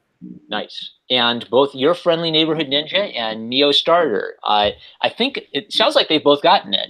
Neo Starter says, "Fair enough, can't wait." So it sounds like you got it, Neo, and your friendly neighborhood ninja says, "Got it." Wonderful. I really love it when the chat lets us know they got one. Yeah, he backed it to Neo backed it to 125, so he was our first backer on the figure. So yeah, he's been clamoring for a figure. So the moment I announced it, he's like, I'm in. Well, and we did it because his son is a huge fan. So he's actually he's our Patreon too. So he's actually getting two figures, one for him and one for his son. Oh, sweet. A new generation of Spork-themed heroes. Yep. Fantastic. Well, I think we've been going for 2 hours, and I think that's it. I think we've covered everything I really wanted to cover with you guys about my appreciation of this character and my appreciation of y'all. So, I guess final words. My final words is please support our project. I really, I believe that, there has to be a great cohesive unit between the consumer and the creator. If you're passionate about comics, you're passionate about independent comics, please support us. That's the only way things are going to get done. You have a say. Here's your chance to actually have a say in what gets created and stuff like that. Whereas you don't have any say with Marvel or DC or Image and stuff like that. Here, you're directly impacting what you can purchase and buy. Rodrigo, do you want to have anything you'd like to say to everyone before we go? Well, not really, but please support Sporkman and support independent creators to help us to keep creating new characters, new comics, new stories, and new products. Amen. And support Red Ninja Momiji. Yeah. Eric, anything you'd like to say? Yeah, I really haven't done much writing over the last few years, and I really need a good excuse to get me to write more. And I really want to tell some more Sporkman stories. So if everyone supports, that's going to get me to start writing more. And I think Sporkman is a cool enough character that there's a lot of places we could take him in the future. Like, I would love to see a Sporkman like animated series or something like that, or even literally manga. Have like a Sporkman manga or something. There's so many cool places we could do, and we haven't put out any more than 4 comics really, so it's like we're just at the tip of the iceberg with where we can go and the characters we can introduce. And we do have some ideas on different characters that we want to come back. There's actually a storyline where Victoria from Sporkman Conventions would be in that. Fantastic. Well, it sounds like some of the people in our chat are getting ready to sign off. And I think this is a good place to close our conversation. So thank you all so much for joining me. I'm so happy with Sporkman. I want to live on air. I want to offer you the invitation to join me on the channel again. If you want to talk more about Sporkman, maybe as the funding continues, if you want to announce those juicy secrets down the road, yeah. you have an open invitation to join me later on down the campaign to make those kinds of announcements. That would just be awesome. Yeah. Fantastic. Thank you all so much, and thank you in the chat. With that, we will catch you all later.